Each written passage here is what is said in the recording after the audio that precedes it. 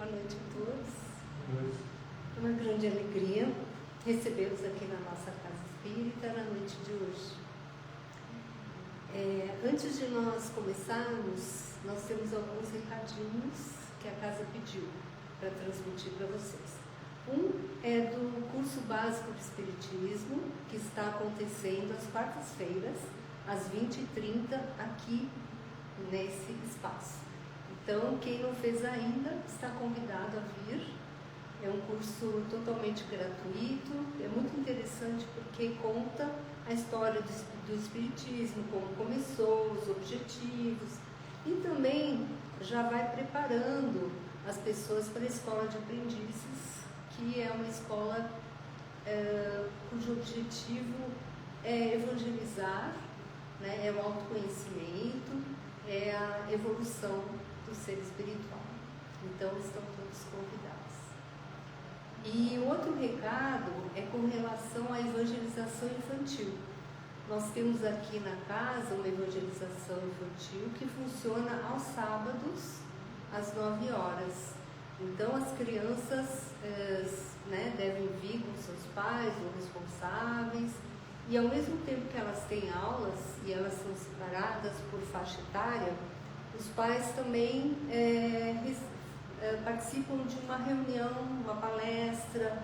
Então é bastante interessante, porque tanto as crianças têm a oportunidade de se evangelizar quanto os pais, tá bom?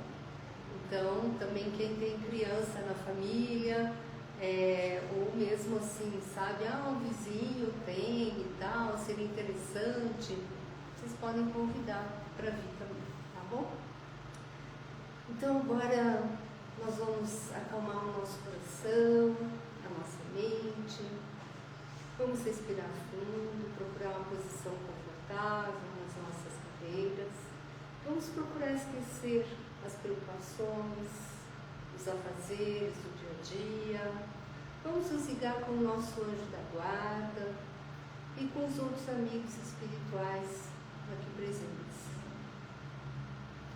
E assim nós vamos nos elevando, chegando até Jesus, nosso mestre, nosso irmão, e junto com ele nos elevamos até o Pai Criador. E eu vou fazer o Pai Nosso em voz alta e eu peço que vocês acompanhem em pensamento. Pai Nosso que estás nos céus, santificado seja o vosso nome.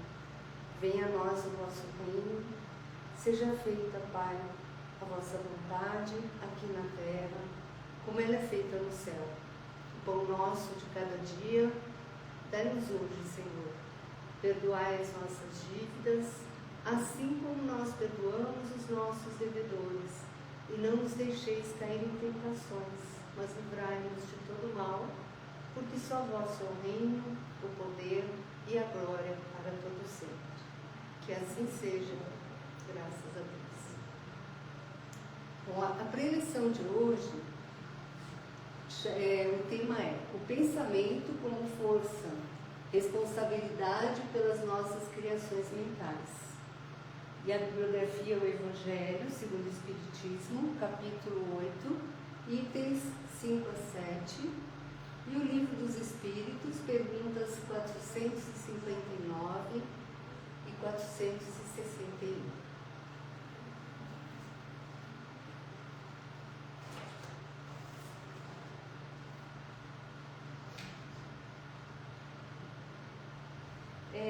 Jesus disse uma ocasião que a verdadeira pureza não está somente nos atos, está também nos pensamentos. Porque às vezes nós achamos que se eu não fizer nada de mal para ninguém, que mal tem eu pensar alguma coisa que não é exatamente positiva, né? Só que o pensamento é uma criação mental. Então o pensamento tem força. E Jesus falou isso,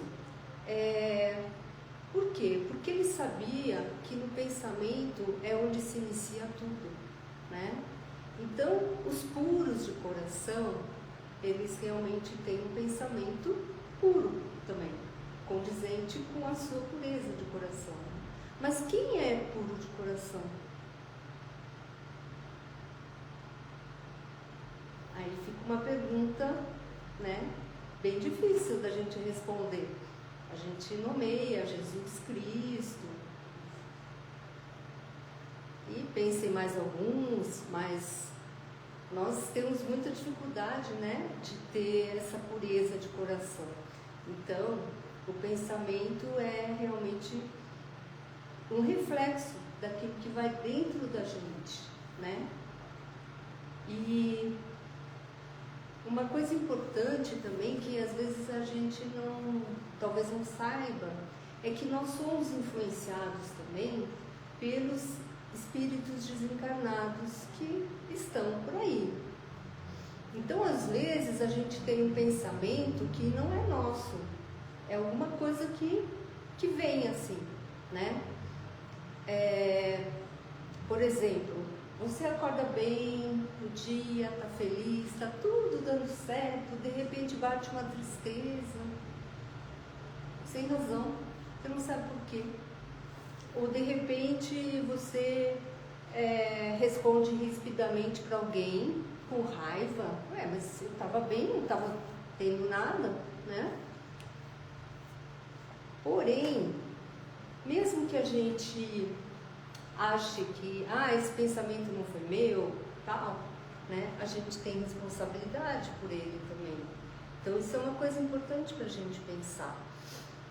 Por quê? Porque nós temos os recursos para alimentar esses pensamentos ou para mandá-los embora. Então vem um pensamento que a gente percebe que não é bom, porque ele não está acompanhado de uma boa emoção, ou é uma coisa negativa, né? A gente não alimenta. E como que a gente faz isso, né? Quais são as ferramentas que a gente usa? Um dos slogans, né, do Espiritismo, vocês devem ter ouvido já muitas vezes aqui nas preleções, é orai e vigiai, né? Por quê? Porque a oração, a prece, ela nos dá força, ela nos dá sustentação, né? E o vigiar, o que é vigiar? Se observar. Então, eu tenho um pensamento, eu observo. Será que esse pensamento é bom, né? Eu devo alimentar ou não? E quando a gente tem uma preocupação, por exemplo, é normal a gente ter pensamentos recorrentes, não é verdade? A gente fica lá, não, mas isso, e vai, faz outra coisa e volta, né? Isso dá um desgaste muito grande, porque a gente gasta muita energia. Tem uma outra coisa importante também para a gente falar em relação ao pensamento, que é o inconsciente coletivo, né? Porque nós estamos sujeitos também aos pensamentos de todas as pessoas que estão à nossa volta, e não só à nossa volta, vamos dizer, próxima, né? Mas a toda a humanidade encarnada e desencarnada. E isso acho que ficou muito claro na época da Covid, né? Que a maioria de nós, pelo menos, teve muito medo. A gente sentia muito medo. Era um medo justificável? Sim, em grande parte sim. Mas em parte também é porque a gente sentia o medo de todo mundo.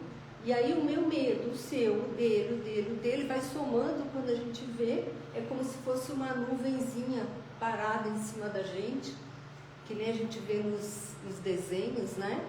De uma nuvem negra, assim, que vai acompanhando a gente. Então, a gente não deve se deixar influenciar tanto pelo inconsciente coletivo, porque isso não nos faz bem. Acaba captando uma energia que a gente podia usar para outras coisas, né? Então, tudo na vida se reforça com a repetição, né? Então a gente vê, por exemplo, um atleta. né? A gente vê um atleta, um jogador de tênis, por exemplo. Nossa, é maravilhoso você ver quanto o cara joga, pá, pá, pá. Mas a gente não sabe quantas horas ele treinou para aquilo. Ele treinou muito. Ele não treina 1 hora por dia. Ele treina, eu nem sei, 8, 10, 12, sei lá. Tem toda uma alimentação que ele tem que fazer, o sono, toda uma vida, né, regrada, para ele poder, naqueles momentos importantes, ele realmente, né, ter uma boa performance, né? E isso também diz respeito ao nosso pensamento, porque quando a gente pensa, o pensamento, ele vai acabar gerando as palavras, né? Porque assim, eu penso, então eu falo. Vai influenciar nas nossas ações, vai influenciar nas nossas atitudes, no nosso comportamento e nos nossos hábitos. Então, se eu sou uma pessoa que me deixa influenciar muito pelos pensamentos dos outros, vamos dizer, pelo inconsciente coletivo, pelas notícias que a gente ouve no rádio, nos jornais, nas redes sociais, né? Eu tenho que me policiar, eu tenho que cuidar. Porque se eu não cuidar disso, eu posso ficar até doente, de preocupação. Porque está acontecendo tanta coisa difícil no mundo, tanta gente, né, tanta miséria, e aí eu fico só pensando nisso e acabo me prejudicando. Claro que eu não estou propondo aqui que ninguém viva num mundo, numa redoma de vidro, como se tudo fosse maravilhoso, né, sem levar em consideração a situação do nosso próximo, não. Pelo contrário até, porque eu acho que uma das grandes saídas para a gente manter o pensamento positivo, manter uma vibração elevada no nosso pensamento, são os sentimentos de gratidão e de perdão. Gratidão por quê? Por tudo que a gente tem, pela vida, pelo alimento, pela água, pela nossa casa, pela nossa cama, né? E a gente acha isso tão normal, e a gente normalmente só valoriza quando perde, né? E o perdão, porque constantemente a gente precisa perdoar o nosso próximo, precisa perdoar nós mesmos, né? E a saída, né, eu acho que para tudo isso, realmente é o Evangelho. Porque no Evangelho, quando a gente estuda um pouquinho, né, a vida de Jesus, a gente vê que ele resumiu, né, os 10 mandamentos em 2 que ele fala, né, que é amar a Deus sobre todas as coisas e amar a seu próximo como a si mesmo. E amar o próximo como a si mesmo é a prática do perdão, a prática da gratidão, a prática da aceitação. Então, quando a gente começa a perceber o quanto é bom para a gente, né, a gente exercitar realmente o perdão e a gratidão, a gente vai deixando aos poucos de alimentar os pensamentos negativos, os julgamentos, as críticas, né? É um desafio grande, porque nós somos muito julgadores. Normalmente, a gente olha assim para alguém e já julga. Às vezes julga a roupa, julga o cabelo, julga, né, a maneira da pessoa se comportar. A gente pode até não falar, mas já pensou, né? Então, enquanto está no pensamento, pelo menos é mais fácil da gente, né, tipo, mandar embora, né? Não quero pensar nisso, né? E não deixar que isso se transforme numa palavra, numa atitude, né? Então, essa transformação da gente pensar coisas negativas para pensar coisas positivas depende da gente. É muito importante que a gente perceba que nós somos os protagonistas da nossa vida. Nós não somos vítimas. Quando a gente sai do papel de vítima e vai para o papel de protagonista, a gente se responsabiliza por nós mesmos. E pode ser difícil, porque a gente tem uma certa maniazinha, né? De culpar o pai, de culpar a mãe, de culpar o marido, de culpar a esposa, de culpar o filho, de culpar o vizinho, né? Mas se a gente tem a vida que nós temos, é porque de alguma forma a gente foi construindo essa vida. E se nós não estamos satisfeitos com ela, a gente pode mudar. A gente sempre pode transformar, né? Então, vamos procurar dar mais atenção para o nosso pensamento, tá bom? E assim transformarmos a nossa vida numa vida plena. Uma vida plena de amor, de alegria, de gratidão, de paz, né? Um coração cheio de Jesus. Tá bom? E agora então, nós vamos mais uma vez fechando os nossos olhos, nos acalmando e abrindo os nossos corações para doarmos o que temos de melhor dentro de nós, pelo nosso planeta Terra, por toda a humanidade, por todas as crianças, por todos os idosos, pelo nosso país, o Brasil, pelos nossos governantes, por todo o povo brasileiro, pela nossa cidade,